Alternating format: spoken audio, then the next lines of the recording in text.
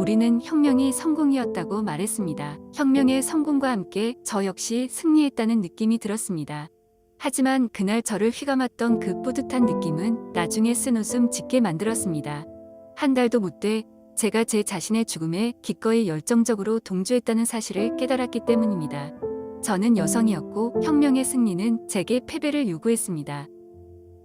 1970년 3월 시린 에바디는 23살의 판사가 되었다. 당시 이란에서는 판사가 되는 최저나이 제한 같은 규정이 없었습니다.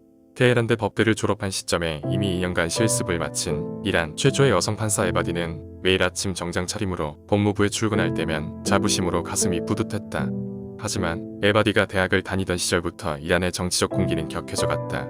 1964년에는 이슬람 지도자 아야톨라 루홀라 호메이니가 정부의 급격한 서구화 정책을 비판하는 설교를 했다는 이유로 이라크 나자프로 쫓겨났다. 팔레비 왕조 샤구광의 부패와 사치에 국민들의 반감이 높아졌다. 무능하고 폭력적인 정부를 견디지 못한 이란 사회는 움직이기 시작했다. 1971년 페르세폴리스에서 열린 페르시아 건국 2500년 축제는 반정부 시위로 돌변했다. 샤왕은 이른바 중재회의라는 것을 구성해 법원의 사법권을 제한하려고 했다. 초사법적 기구가 등장하자 몇몇 판사들은 항해 서한을 발표했다. 헌법이 부여한 권력을 남용하는 샤왕에게 모든 사건에 대한 판결은 법률 앞에서 내려져야 한다고 요구했다. 판사가 정치적 입장을 표명하는 것이 과연 옳은 일인지 사회적 논란이 있었다. 에바디도 고심했다. 법의 본질이 훼손되고 있었다. 참여하지 않을 수 없었다. 저 역시 그 서한에 서명했습니다. 시아왕이 지배하는 이란 정부는 자정 기능을 완전히 상실한 채 파국을 초래했다. 1978년 8월과 9월 약 2,500여 명의 이란 시민들이 시위 과정에서 억울한 죽음을 겪었다. 10만여 명의 인파가 거리로 뛰쳐나왔다. 에바디도 몇몇 판사들과 그 움직임에 참여할 방법을 찾았다. 한 선배 판사는 그녀의 정치적 활동을 준엄하게 꾸짖었다. 권력을 잡으면 또다시 당신의 자리를 빼앗을 사람들을 지지하게 되는 것을 당신은 모르는 거요. 에바디는 망설임 없이 답했다. 노예 같은 판사가 되느니 자유로운 이란인이 되는 편이 나을 것 같습니다. 셔의 체제에 협력하고 비밀경찰 바사크와 협력하는 것으로 악명이 높았던 판사들과 공무원들이 부끄러웠다. 시위대가 200만 명이 넘자 혁명에 참여하기로 결정한 기회주의자 동료들에게 환멸을 느끼기도 했다. 그렇다 할지라도 혁명은 진행돼야 했다. 1979년 1월 16일 마침내 샤는 이란을 떠났다. 1979년 2월 1일 호메니가 약 16년에 걸친 망명 생활을 마치고 이란으로 돌아왔다. 테헤란에서는 유혈 충돌이 끊이지 않았다. 나라 전체가 어수선했다. 군사 쿠데타가 일어날 것이라는 흉흉한 소문도 잠시 들었다. 호메이니의 장악력은 놀라웠다. 같은 달 2일부터 11일까지 신을 외치며 적들을 처단해 나갔다. 호메이니는 대중의 마음을 지배하고 조종하는 방법을 알았다. 이란 국민들에게 밤 9시 옥상으로 올라가 알라우 아크바르, 즉 신은 위대하다 라고 외치도록 했다. 호메이니는 분노와 불만의 소리를 높임으로써 국민들을 거리에 총알바지로 내세우지 않고도 혁명 군중의 힘을 결집할 줄 알았던 것이다. 종교적 감상주의가 정치에 활용되고 있었다. 1979년 12월 이란 이슬람 공화국의 새 헌법이 공포됐다. 호메이니는 국가에 관한 모든 권한과 책임을 부여받은 최고 지도자가 된다. 호메이니는 주요 정책 집행의 감독, 군 통수권, 군사령관 임명권, 대통령 인준권 및 해임권, 사면 및 감염권을 장악한다. 에바디는 법무부의 개혁을 고대했다. 위대한 대중혁명이 군주제를 근대적인 공화제로 바꾸어 놓은 후 법무부의 감독관으로 부임한 파톨라 바니사드르가 자신에게 여성 판사가 혁명에 적극 동참한 것이 얼마나 의미 깊은 일인지 말할 줄 알았다. 그러나 기대는 산산조각난다.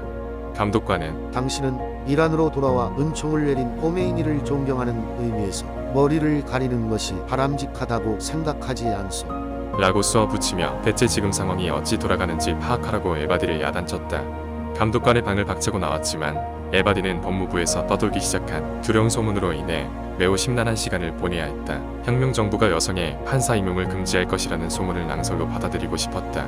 여성은 감정적이므로 판사직에 적합하지 않다는 말이 혁명 정부에서 나올 줄은 상상도 하지 못했다. 에바디는 자타공인 테헤란에서 가장 뛰어난 판사였다. 그녀는 1979년까지 테헤란 시 법원장으로 근무하며 동료들로부터 존경을 받았다. 이란의 시민운동과 호메이니의 샤왕 비판을 지지했고 혁명에 적극적으로 참여했다. 그러나 혁명이 성공을 거두자마자 혁명을 지지한 최고의 여성 판사는 설 자리를 잃게 되고 말았다. 에바디에게 히잡을 쓰라고 종용했던 법무부의 감독관으로부터 다시 연락이 왔다. 그는 법무부 조사국으로 자리를 옮기라고 제안했다. 에바디는 자신의 전부가 의미하게 될 바가 무척 걱정스러웠다. 자리를 잃는 것보다 사람들이 이제 여성에게는 판사직의 기회가 완전히 차단되었다고 생각하게 될 것이 더 큰 문제였다.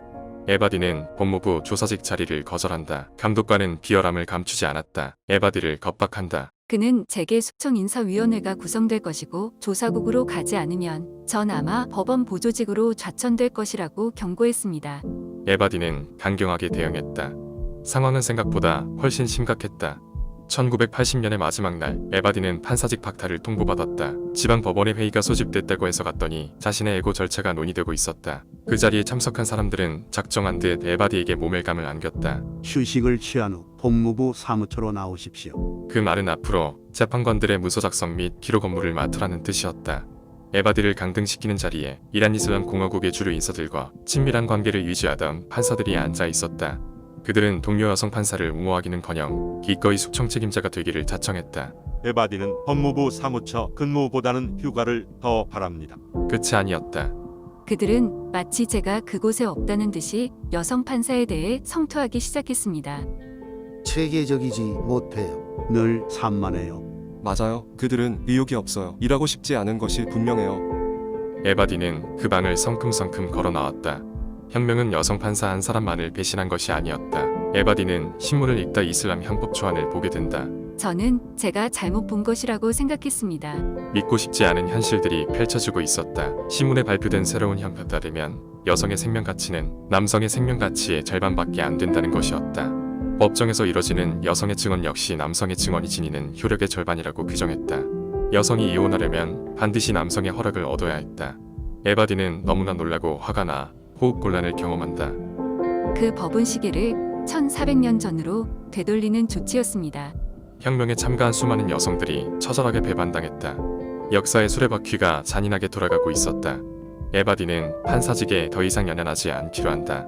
시간이 필요했다. 1989년 6월 호메이니가 세상을 떠났다. 1992년 사법부 장벽이 완화되면서 여성이 법과 관련된 일에 종사하는 것이 허용됐다. 이슬람 변호사 협회가 제 자격을 인정해줘 저는 집 아래층에 변호사 사무실을 열고 의뢰인을 받기 시작했습니다. 에바디는 상법과 관련된 법률 상담으로 돈을 벌었다. 그러다 점차 시국 사건을 무료로 변론하며 아동과 여성 인권 관련 사건에 집중했다. 수입 없이 몇 년을 힘겹게 버틴 적도 있었지만 에바디는 과감하게 돈을 버는 수단으로서의 법을 포기했다. 여성차별을 자행한 신정체제의 법률을 고발했다. 여성의 재산권과 양육권을 보장하는 가족법 개정 운동을 추진했다. 이란은 인권 변호사실인 에바디를 기다리고 있었다. 1998년 이란의 비판적인 지식인과 작가들이 무참하게 살해당하는 사건이 일어나자 에바디는 피해자 유족의 변호를 맡았다. 그녀는 이란 정부 기구의 만행을 고발하며 개혁을 촉구했다. 인권 변호사의 길은 험난했다. 에바디는 여러 차례 감옥에 드나들었다. 1999년에는 테헤란대 기숙사에 난입한 경찰의 배후를 밝히려다 투옥됐고 2000년에는 반정부 인사들의 발언을 담은 영상을 배포한 혐의로 수감됐다. 한편으론 국제사회의 관심을 촉구하는 연설과 기고문을 부지런히 발표하며 아동인권법과 이란의 인권운동에 관한 저서를 잇따라 출간했다. 2003년 에바디는 이슬람권 여성 최초로 노벨 평화상을 수상한다. 그러나 기뻐할 수만은 없는 형편이었다. 같은 해 이란의 진보적인 여성 의원 14명이 3년째 의석이 없는 채로 지낸다는 사실을 알게 된다. 말 그대로 앉을 의자가 없었던 것이다. 에바디는 그들을 위해 법률 자문을 시작한다. 여성 관련 법안 초안을 직접 설계한다. 그녀의 추진력은 도대체 어디에서 나오는 것일까? 에바디는 2006년 자서전이라는 깨어있다를 발표하며 좌절의 순간마다 자신의 삶을 지킬 수 있었던 힘의 원천을 밝힌다. 글쓰기는 전제 정치나 전통으로부터 우리 자신을 지키기 위한 가장 강력한 무기였습니다. 에바디는 이란 여성은 수세기 동안 현실을 바꾸기 위해 그의 의지해 왔다고 외쳤다. 7.8개의 여성 법조인 시린 에바디는 자신의 삶을 기록하며 여전히 현역으로 활동하고 있다. 2016년에는 우리가 자유로워질 때까지를 출간하며 자신이 겪은 인권 투쟁의 역사를 더욱 분석적인 관점에서 자세히 회고했다. 오직 그녀만이 이야기할 수 있는 이란의 역사가 있다. 에바디는 패배하지 않았다.